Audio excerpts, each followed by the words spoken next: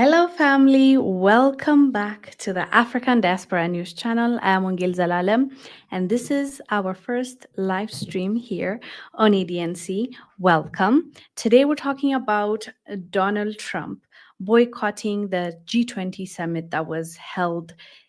Actually, it concluded yesterday, so it was held between 22 and 23.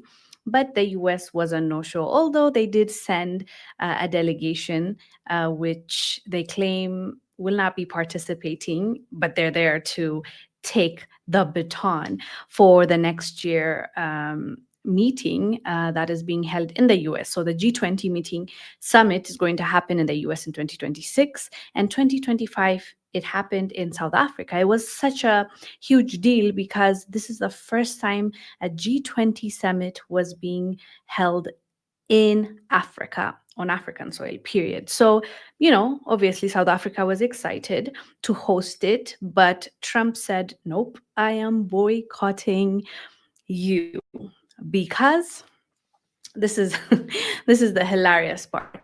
The reason why Donald Trump is boycotting South Africa is because of the white mass unaliving in South Africa. He claims that there's a genocide going on in South Africa and white people are affected by it. If you remember, let me bring up this image. Do you remember this image? Who watched this conference when Cyril Ramaphosa was invited to the United States? He visited Donald Trump and he basically ambushed him. He was showing him pictures and videos and saying, what are you going to do about this? What are you exactly doing about what's happening to white people in South Africa? And this picture actually went viral, not because people felt bad or people were now realizing what's really happening in South Africa when it comes to white people, but because the picture that he is holding actually happened in Congo, the Democratic Republic of Congo in Africa. And so, even though he was claiming in this picture, white people are getting unalived in South Africa, to make his point, he's holding this picture. People did, a reverse engineering. How these days people can just find out anything and everything. They found out that that image was taken from Democratic Republic of Congo. An actual genocide is happening in the Democratic Republic of Congo, which, not a lot of people care about that because, I guess because it's a different skin and people that are being affected are Black, not the same attention is given to them. So he actually made a point without realizing. Trump on this picture showed the world that what's really happening in Democratic Republic of Congo. So basically, for those of you who are joining now, as I see you coming through, so for those of you who just came in, I want to give you a little bit of a run through what we talked about. So basically today we're talking about Trump boycotting the meeting that just concluded yesterday, the G20 summit that happened in South Africa. It's pretty historic because it's the first time that meeting is being held in an African soil. So he decided, I'm not going to show up, even though world leaders traveled from all over to go to that meeting. And the reason why he was boycotting it, according to him, is because of what is happening to white people. What he claims is there's a genocide going on in South Africa, which we all know, it's not even true. He couldn't even get a picture for it. The picture he was showing when he was talking to Cyril Ramaphosa was an unaliving that was happening in Democratic Republic of Congo. And that just moved past the point he was trying to make, because he clearly didn't even have the right information. So that's why he was boycotting South Africa. The interesting part, or the ironic part, is that even though he was boycotting it, the show must go on, and it did go on, and his presence was not, his absence was not felt. Let me read for you a direct quote from a Brazilian president, Lula da Silva. He said when he was asked about Trump not showing up for the summit, he said, quote, "It didn't matter much that Trump had not attended." And quote, he said, he added, the multilateralism was more than alive. So basically, he was saying Trump didn't show up. The show must go on. And we did have a good meeting because they eventually concluded on certain topics, specifically multilateralism and how moving forward they are going to address certain issues. As you know, the G20 for give me a second. The G20 has 19 countries and two regional let me see, regional bodies, and that is European Union and African Union. So all those people and all those countries were there, but Trump decided not to show up. They didn't seem to care, and I don't know if he's going to take it well, because I suspect he expected a lot of maybe airtime was going to be given to this, and people will care, people will would want to see him there, would want to have a conversation when he's around. But nope, that's not really what happened. So these meetings, although a lot of us know, they do happen, every year. They talk about how they're going to work together, how they're going to help the climate, how they're going to help countries with their debts. Especially, a lot of African countries are hit with debt and with high interest, and especially nowadays, African countries are crippled with debt. They can't even take more because of the situation that they are in right now. So they claim whenever they're meeting, they say, okay, next time, we're gonna work on this, work on that. But do we see the change, or at least an immediate change?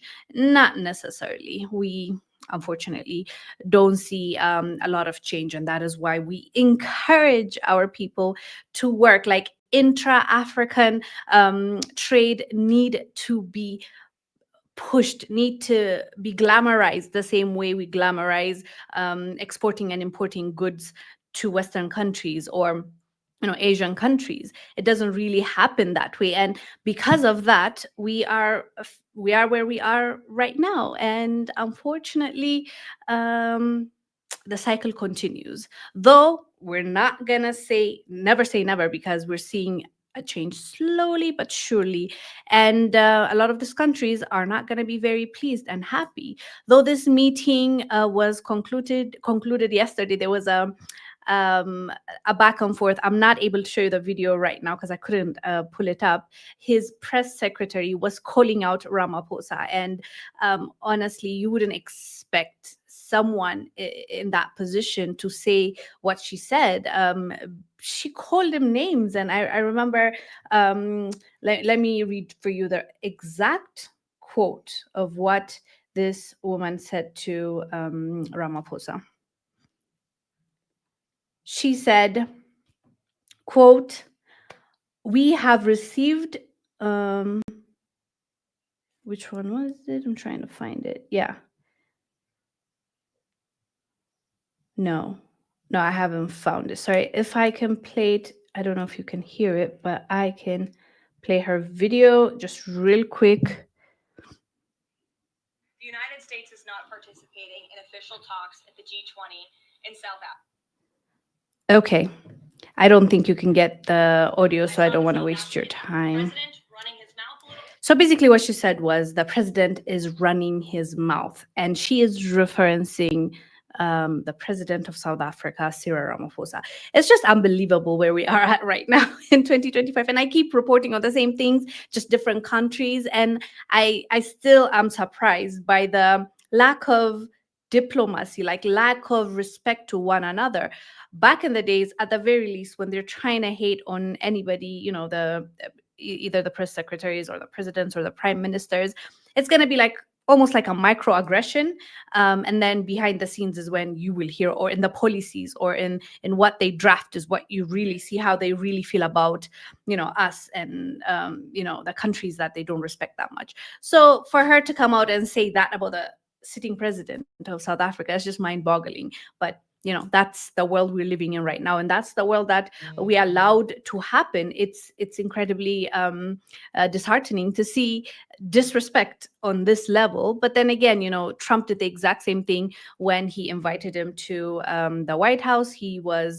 Uh, he was even questioned about Julius Malema, if you remember. He played him, he turned off the lights in the meeting room and he played him a video of Julius Malema chanting something that it was an old song, but now he was making it seem like there was a call for unaliving white people through Julius Malema, which Julius Malema actually responded, and his response was hilarious. And we reported on it when it first happened.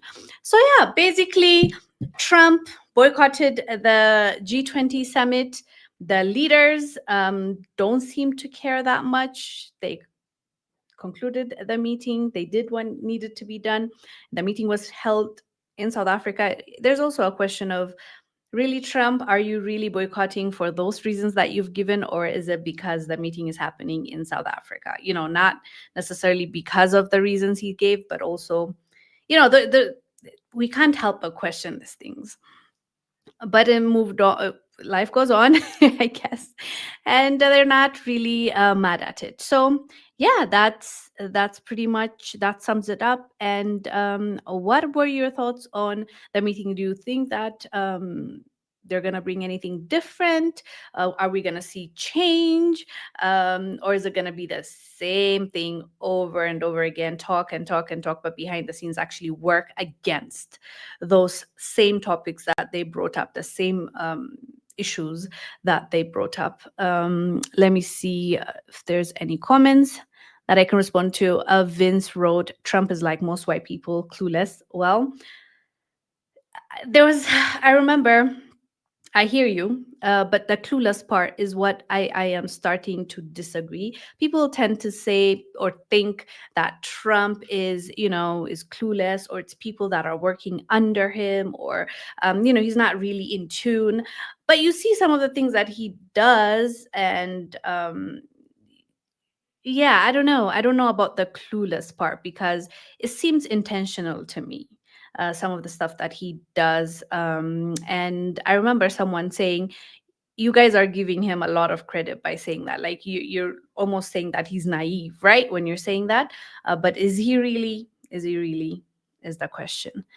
So yeah, that is what I wanted to talk about today. So, since this is live, if you have any questions, feel free to comment your questions, and then we will have a discussion on that.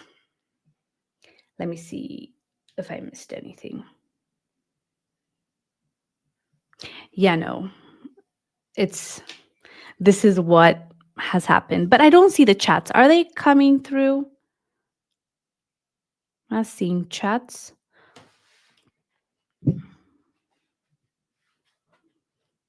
Okay, until I see the chats, I see. Um, okay, I don't think if I can say the whole thing that you wrote. Someone wrote, no country is going to kiss Trump's behind. It seems like that, by the way. As the day goes by, we're realizing that America is losing, or let's say it looks like, America is still powerful, right? Let's be real. But as the day goes by, we're seeing a lot of countries challenging America, challenging what they say, and basically defending themselves and pushing back. Back in the days, it was like, US said so, we have to do it. Whatever happens in the US, it believe believe it, it's going to happen to your country after a few years or a few months, because a lot of these countries listen to the American politicians. They're basically in their pockets, right? But now, as we're seeing more and more new leaders, young leaders, the leaders that came through coup, that do not care about the previous way of life or way of geopolitics, it's changing. It's changing, and America is slowly losing that grip, that power that it had over in the global stage. But America is still very much so in control when it comes to a lot of this push to change, and that's mostly because of how strong they are when it comes to the narrative shift, and how it's being pushed like this. They do this the right way. We need to listen to them. Just look at what happened when with Nigeria recently. If you remember, there was reports of very, very sad stories of unaliving in Nigeria. And Trump just tweeted. Trump said a few things like, we're going to go and intervene. And that's the narrative now. You see how powerful that machine is. Although Nigeria, yes, there's a lot going on in Nigeria, Trump is, or the US is painting it as, we're the hero in this story, we're going to come and rescue you. But unfortunately, when that happens, or history shows us what comes about, like after that military intervention, after they build their base, after they help you. Yeah, the country will be left in shambles, and we don't want that for Nigeria. But that goes to show you that's how it gets handled. And slowly, though, it is changing, because as much as a lot of Nigerians were welcoming it and saying, come through, Trump, send your army, help us out, a good portion of the community was also saying, we want change, but we also are weary of your intervention, your army coming through. So yeah. What happened at the G20? They've agreed. Have actually here, like I can tell you exactly what happened. So they have agreed on they have agreed there was a consensus, and they said that they'll be working towards a comprehensive and lasting peace when it comes to Ukraine, Sudan, the Democratic Republic of Congo, and they put it in quote, occupied Palestinian territory, end quote, as you know. So thank you for asking this, because it reminded me of something I wanted to mention. At this summit, it was interesting. They didn't only talk about the topics they usually cover, but they brought up Sudan, they brought up Democratic Republic of Congo, which we don't hear enough of. And I mean, it's a good thing that they're mentioning it, but will they do anything about it is another thing on its own, right? But as I said earlier, Trump, when he was calling out Ramaphosa, and he's trying to make a point of white people are getting unalived left and right in South Africa, hence why he's boycotting the G20 summit in South Africa, and he's giving asylum to those people. He was showing a picture of people getting unalived in Democratic Republic of Congo, which that is ironic on its own, but it's good. Whichever way you look at it, they deserve attention. The attention is not being given because the people that are dying are not the preferred color, right? So people are losing their lives left and right, especially when it comes to Africa. So the more we talk about it, the better, because it creates awareness, it creates the information flows, and somehow, in some ways, the people benefit on the ground. It could be through donation, it could be through, since people are aware now, they'll give their voice, they'll lend their voice to them, and the governments or the authorities will feel the pressure. So one way or the other, it is helpful, I think. Yeah. Eric said, America and the rest of the world need to understand that people are well informed now. All countries need to adjust and accept. I agree with you 100%, Eric.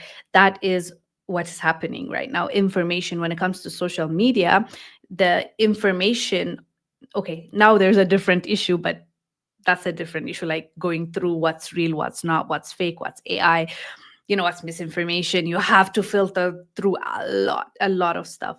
But with that still being said, information is more available now, and we get to to find out what's happening. There's just by you know a click of a button. Someone shares with us a link. We're able to see what happened immediately. So that is helping us educate ourselves. And as you said, they have not caught up, like especially like the older generation, the dictators of this world. They're not up to date, so they're confused, like how's this happening, how's this how are people now getting all this information or taking action. It's because of social media, and we're able to communicate, and we're able to share with one another what's happening immediately. And those that care actually read on things and follow up. So they're not susceptible like to those fake narratives that have been pushed on us for so long. Oh my goodness, I'll never forget how the we would watch when we were young. We would watch this mainstream, especially Western mainstream medias, and we would think that's the absolute truth, nothing but the truth. They lied to us. So yeah, the more you know, the more you learn, the more you can change and make better decisions. So yeah. So yeah, exactly. B said those African leaders still don't get it. Yeah, they don't, but they will though. They are as well. Like we're seeing it happen in front of our eyes. Like they think they'll do the exact same thing like Tanzania. Just a few weeks ago, Tanzania, President Suluhu, she honestly, she really disappointed a lot of people because they had high hopes for her. And so the election comes around, in case you haven't heard about that, the election comes around, and it was clear that a lot of people did not want to vote for her. So when it came around, people protested because they saw, or they claim that the elections are being rigged, and they're not very happy, they're not satisfied. There's even videos that went viral of some people putting in the boxes her, what is it called, like the card, like fake votes were being put, and they went into protest. She unalived, or her government, President Samia Suluhu's in Tanzania, unalived over 800. Some are reporting in the thousands. Imagine that. And she thought she can get away with it. I don't know how they believe that, but I don't think it's going to happen. They just burnt down her son's place that he was building because they were angry. She, she didn't even stop there. That's the most hilarious part. Honestly, it's not even hilarious. It's just, I don't know. You have to laugh not to cry, right? She appointed her daughter, like she gave her a position in the government after this election that she won fair and square. I think she said she got over 90, is it 4%? Like that's insane. We saw how the people were protesting. She even had to shut down internet so Tanzanians don't communicate with the outside world. And she tells us that she got 90 plus votes, like 90% plus votes. Honestly, they think we're foolish. That's my take on that. I think they think we're foolish, but they will learn the hard way, unfortunately, because especially the younger generation is so bold. They're not afraid to push back. It's impressive every day. Like whenever I hear stories and it's coming from Gen Zs. You would, like, they told us that Gen Zs are are about tech. They don't care too much about politics, but they do. What people don't realize is Gen Zs really care about their rights, and they'll do anything and everything to get it respected, and that's what we've been seeing. So yeah, yeah, someone said she shut down everything. Yep, and she did. She sure did. And now, actually, this is a story like I'm reporting on. I think it's gonna come out soon, like tomorrow or the day after. She is claiming, she just gave she held a press conference, and she's saying that the protesters were paid, and there's foreigners involved that pushed these people to do what they did. Come on now, we're way past that. Like, I wish they knew. It's over. Like, if you're not gonna be for the people, if you're there to, I don't know, for whatever reason, either to accomplish what your puppeteers are telling you, or you're there for your own agenda, you're not really doing your job the right way. People are having enough. Even those ones that we think that nothing is going to happen, like countries like Cameroon. Like, the guy has been in power for 40 plus years. He can barely walk. He's an older man, obviously. This is the time for him to retire and be with his grandkids. But he wants to continue to run the country. And his own daughter came out and said, "Do not vote for my father. Like, he's not good for the country." You know, we're talking about those people, and he still wants us to believe that he won with majority vote. Like, how ridiculous. It's insanity at this point. And yeah, I'm glad they're getting exposed. I'm glad we're talking about them. I'm sure they're gonna try and come up with new strategies, but as long as we keep ourselves updated, I don't think they can be successful. Same thing as Trump thought he has people are going to be missing him and begging him to show up, and they were like, nah, I mean, it didn't matter really. Yeah, we talked about what we needed to talk about, and we concluded their meeting. So yeah, that's that. Oh, interesting. Okay, first let me read. I hear there's going to be another protest before and after. I did not know that, and I missed a comment there.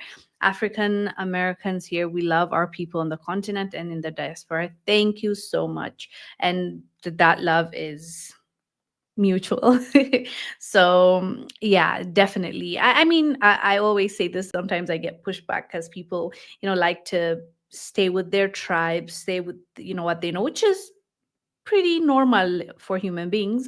But unity is the only way out, honestly. Even the Tanzania, when you talk about like the protests, because all of them came together. The Kenya protests, when you're talking about that and being successful, it's because all of them came together. They didn't care about gender. They didn't care about which tribe does that person come from. They didn't care about political affiliation. All of them came together to say, we are standing up for our rights. We are using our voice as one. And whether you like it or not, whether we like it or not, coming together will benefit us more than it will hurt us. And the enemy knows that. And it works very hard to stop us from coming together, unfortunately. But I believe one day our people will realize that. Yeah.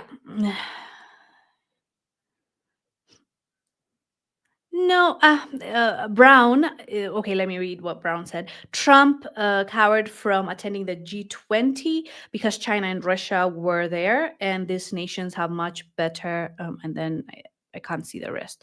Um, I don't know, Brown. I don't know if I.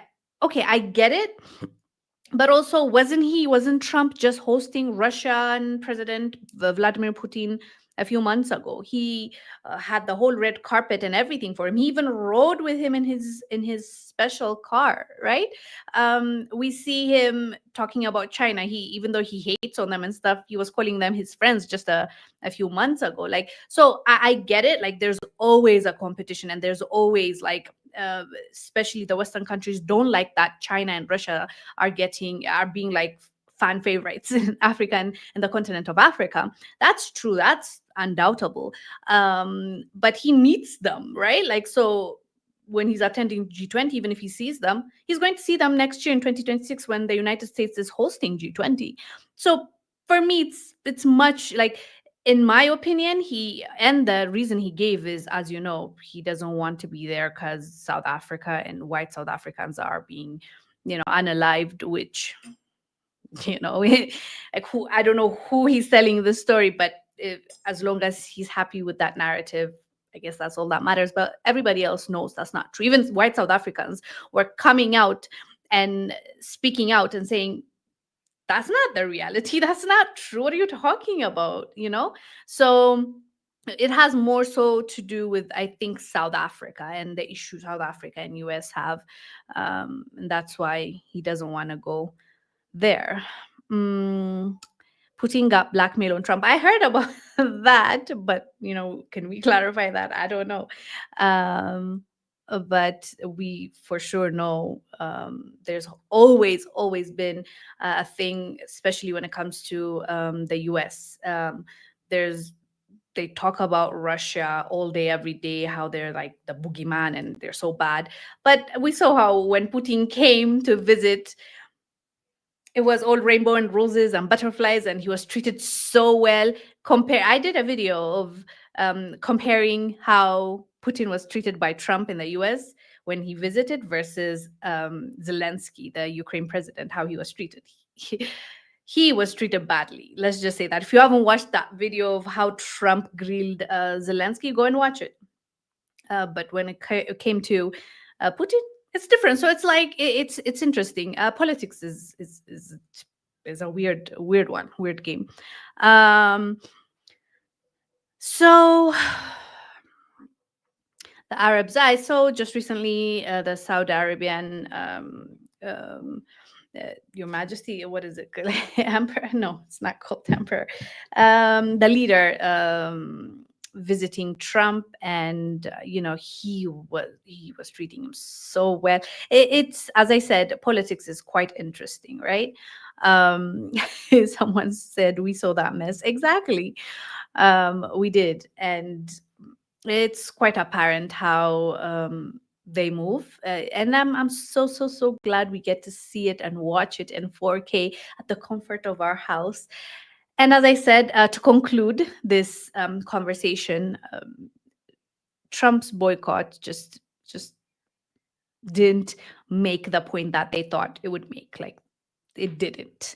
So it's kind of nice to see to see that happening, because African countries have been the underdog for so long, and now that South Africa is standing up against the US, South Africa is pushing back. South Africa is not really jumping when the US saying how high when the US saying jump, is incredible. I'm just happy to witness this, and well done to this guy right here, Brazilian president. He said, and I quote for those of you that missed it earlier, when he was asked about Trump didn't attend this meeting. How do you feel about it? Lula da Silva responded, "It didn't matter much that Trump had not attended." So with that being said, I will conclude this live stream, and I will see you tomorrow. Thank you for tuning in. Stay blessed. Bye.